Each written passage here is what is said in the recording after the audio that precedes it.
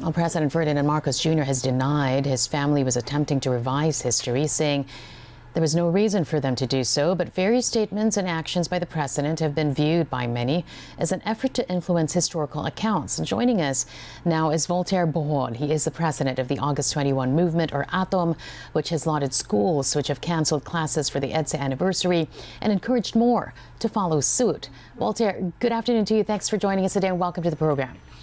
Good afternoon, Karmina, and it's an honor to be here. Thank you for having me here. All right. First of all, we opened with UP DATELINE saying that it has also joined other schools in canceling classes. But I do want to take a moment now and look at that press statement. I mean, how laughable is that statement, Voltaire, with the headline saying it is declaring February 25 as an asynchronous day, when it could have stated something else, something more substantial, something more thought of, Voltaire. That's right. Well, it's obviously a, they were playing safe, compared to the fact that, the EDSA consortium schools like the De La Salle Green Hills and Xavier schools have categorically said that they are suspending work and even the school for those days. So it's just ironic that the University of the Philippines is not able to do the same immediately, when in fact, University of the Philippines Cebu has just done that a couple of days ago. Yeah, I mean, when you do read through the statement, it's there in the body, but the way it's presented, UP declares February 25 an alternative learning day. I mean, that alone takes away the very essence of why it is that they won't have classes today, Voltaire. It's almost comparable to how Malacanang declared February 25 as a special working holiday. It used to be special non-working holiday. I don't understand what exactly that means, special working holiday. How do you make a working holiday or your working day even special? So it's almost like that, sounding like that. All right. So, and then you, of course, so UP DATELINE, right? Yeah. And then juxtapose that with the EDSA, the EDSA schools, who outrightly said that this is why they won't have classes today. I mean, talk about that as well, Voltaire. Well, we have been experiencing, even if they deny it, we have been experiencing for the past decade a distortion or shall we say a revision of our history. We here at ATOM, we look at these things in a broad perspective. It's not just the holiday, although they did it with the Ninoy Aquino Day last year as well. It was subtle. It was a subtle move to really, just a few weeks before August 21, Malacanang decided that they wanted to do a holiday economics, moving it to August 23 instead. So, and not only that, we last December we just experienced an unprecedented change with our paper bills, removing of our heroes. Those are things that we basically look, we tend to look at them as a trend, as an organized initiative to really make us forget of our legacy as a Filipino. And EDSA, doing that to EDSA is quite, degrading EDSA is like forgetting that we were once the toast of the whole world in 1986. At a time when a lot of our young people, a lot of our young citizens nowadays, you see them post on social media that they would post such things as, how is it, it's hard to love my country nowadays. And now here we have something like this where we want people to, diminish the importance of this day. This is like, like I said earlier, sometimes we want to find a reason, or we want to be inspired again to love our country. And this is one of those things. Forgetting about EDSA is like forgetting that we invented a different way of democracy in 1986. But to be sure, Voltaire, there are a lot of criticisms as well going EDSA's way. There are a lot of analysis as well into those days that led to the fall of the dictator. But it doesn't mean that it didn't happen. Exactly, exactly. And the values that we've learned from our forefathers at that time, those are values that we should be keeping until now and from generation to generation.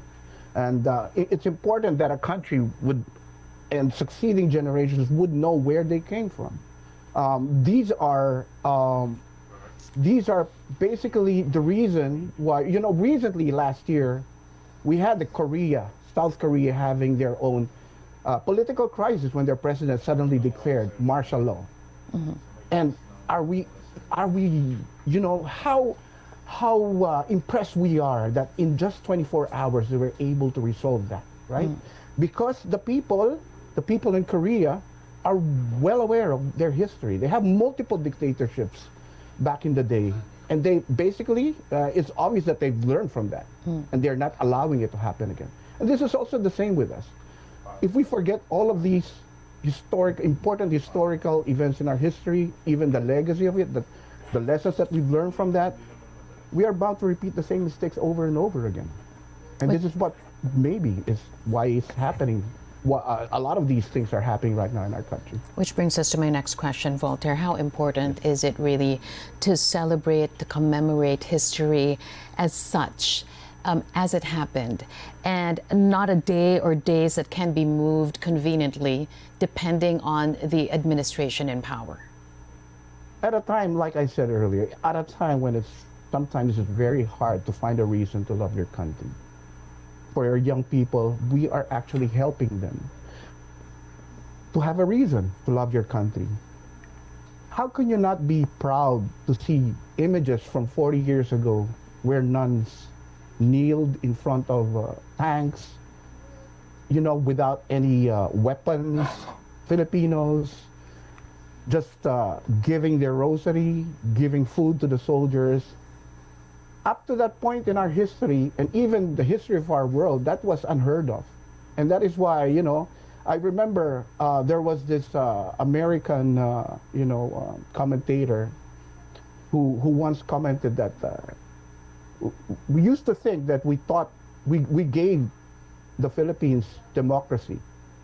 But right now, today, they are teaching us how it is, how it needs to be done, or how, a new lesson in how we should continue to value democracy. Mm.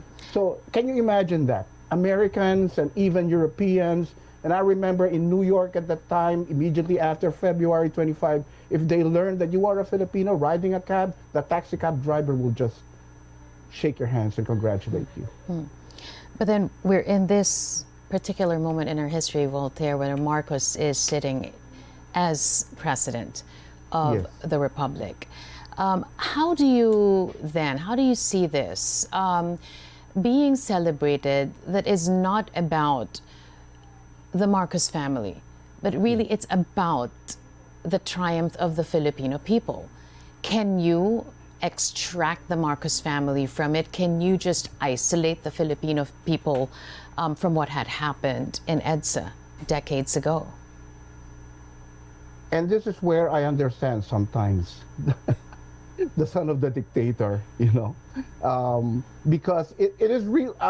It's very hard to really disassociate EDSA from their family. We all know what happened then. That's an open, it's not even a secret. It's an open book. And this is where they try to do such things now. And what is happening right now, the schools leading the way, and in fact, this is the last time I saw something like this was in 1986 when we had that civil disobedience that was led by at that time presidential candidate Cory Aquino. Now it's happening again. I call it civil disobedience because there's no other way to call it. What the schools are doing right now. This is where I think the ball should be in their hands. And in the first place, when the last elections and when the results started to come in the last elections, that practically started a sort of historical crisis for us, I can say, because that will, a lot of confusion for for our students, for our young people, and a lot of even some of my niece and nephews have asked. Uh, they did not even thought of living under another Marcos. Here's the But thing. Here's the thing, Voltaire. As you mentioned a while ago, you cannot disassociate the family from the EDSA uprising. So knowing that, what could they have done? How could they have done it differently? What could this administration have done to still commemorate the people's uprising? if you ask me, I would probably just leave it as it is. The post-EDSA administrations from the time of Cory Aquino until the time of even President Rodrigo Duterte never touched that, never touched the holiday declaration, the special holiday category. One thing that probably the Marcoses can do right now is just leave it as it is and acknowledge that their father stings. And perhaps an apology, a sincere apology to our country, to the Filipino people, would probably, who knows? We can even forgive him or the family. But of course, we can't do that. But of course, it has to, it has to have justice as well, because we cannot just, even Cory Aquino once always says that reconciliation without justice is not reconciliation at all. But here we are, Walter, talking about just the days. Of course, there were ideals. There were ideals that were thought of in the days post the uprising. So then you have these days to commemorate, but the behavior and the action that came subsequently of those who came into power post EDSA, that's also something that we need to talk about, because those actions, those behaviors led us to where we are now. Exactly, and this is why we always hear people say that the revolution, or even the uprising, our affirmations or aspirations. Let me correct myself. Aspirations. It never ended in 1986. We should have continued to be more vigilant, even in our history, protecting our history, and the ideas that which we fought for in 1986, or our forefathers fought for in 1986. A lot of people thought that it ended in 1986, but I guess with the Marcoses coming back in Malacanang, this is one lesson that our country, perhaps history, is trying to teach our country or this generation of Filipinos before we finally, it's somewhat similar to how the Israelites, when they were finally freed from Egypt, it took them more than 40 years, more or less 40 years before they finally reached the promised land. Somehow the Filipinos' history mirrors that. Perhaps we need to learn a lot more, and lessons that are now being taught to us, especially with the current events, may come in handy in our future. We are a young democracy. We're not even, we're just more than 100 years. We're not even 200 years yet. Perhaps this is one of the things that our country will need to go through before we finally achieve that, that aspiration of having a really strong democracy for our country. So you're hearing from schools, civil disobedience is what you call it, schools taking a stand. I'm setting aside UP for now because that's problematic, as we established a while ago. But there is this relative silence. The fact that there is this relative silence from the so-called representatives of the people, what does that tell you? They are probably silent, but they are probably absorbing everything. And I must say that it is a breath of fresh air, seeing the schools taking a stand finally, after more than a decade of accepting things as they are. Although I can also say that I was not surprised. I haven't lost faith in our fellow Filipinos. I know for a fact that this will happen again soon. It's just a matter of time. And now that it is happening now, it's probably giving a lot of people more hope. And everything is not lost. So this is probably one of the takeaways. And I don't think our leaders are just taking this sooner or later, we will see in their actions that even the impeachment perhaps we'll be able to finally push them to do something that will reflect the values that we fought for in 1986. Voltaire Bohol there, president of the August 21 movement, or ATOM. Thanks again for taking our call. Really nice talking to you today. You Take too. care. Thank you so much. Bye-bye. Bye.